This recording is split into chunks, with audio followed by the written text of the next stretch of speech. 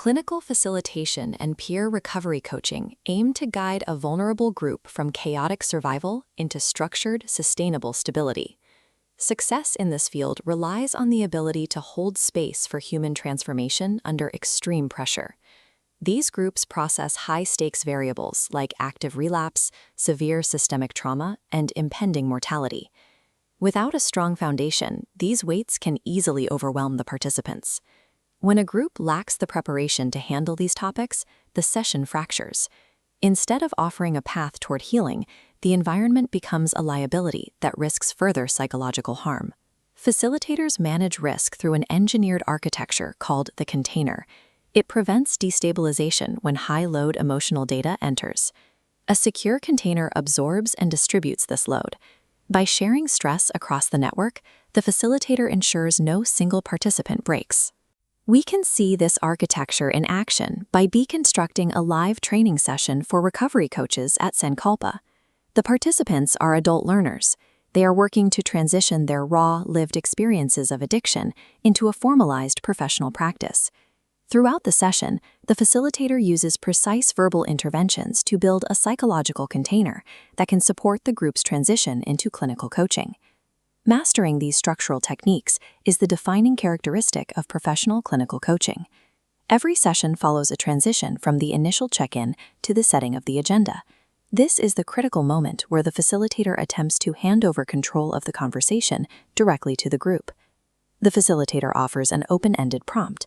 What do you want to talk about today? What's on your mind? What's on your agenda? This prompt often yields a counterintuitive result. Instead of empowering the participants, it induces psychological paralysis. The nodes in the network freeze as the participants enter a state of defensive withdrawal. This is an activation event. Unstructured environments can mimic the traditional schooling systems that many participants associate with failure, causing them to withdraw into child mode. Adult learners who have faced educational trauma often fear the consequences of getting an answer wrong. One participant, Natasha, explains that this environment triggers a childhood voice telling her she doesn't have the right words or isn't doing things correctly. A conflict arises between the professional expectation of autonomy and the reality of this trauma response.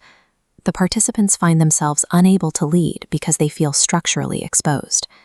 Tension overtakes the room as the silence stretches. The lack of a clear framework makes the participants doubt their capacity to contribute. Open-ended autonomy fails if psychological safety hasn't been established first. Without a secure container, the prompt for leadership feels like a threat rather than an opportunity. To rescue the session, the facilitator must move into a real-time problem-solving phase to stabilize the environment. The first intervention involves the explicit normalization of the anxiety present in the room. The facilitator directly acknowledges the pressure, asking the participants if the situation feels confronting.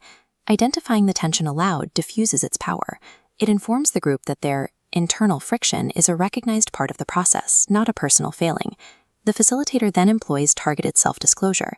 He extends a high-bandwidth connection to the group by sharing his own history of neurodivergence and educational failure. He discloses his own struggles with ADD and dyslexia, reframing the environment around a single rule, the professionalizing of lived experience.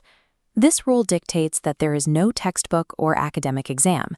The curriculum is the participant's own survival and recovery. Reframing the session as an adult learning environment removes the fear of academic punishment. The facilitator emphasizes that in this container, the participants cannot fuck this up. This intervention has an immediate effect on the room. Participants who were previously silent begin to share their thoughts, and the tension that paralyzed the group dissipates. Strategic vulnerability from leadership serves as the structural mechanism to override adult learning trauma. By modeling imperfection, the facilitator resets the group dynamic.